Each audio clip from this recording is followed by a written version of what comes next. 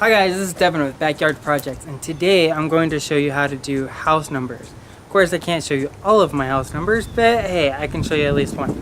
So, what I do here is, these come unscrewed, so I just screw them in, like that.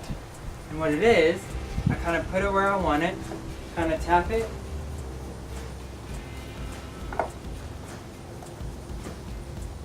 There you go. Now that I have my holes punched, then I'm going to drill my holes, and then these just actually plug right into it.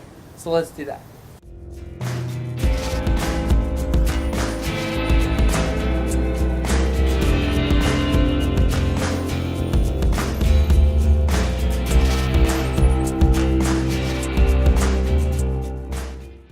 Oops. You're not supposed to see that.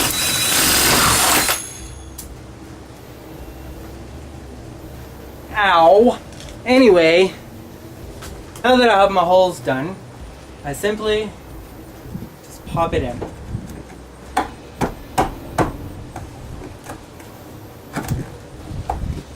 Just like that.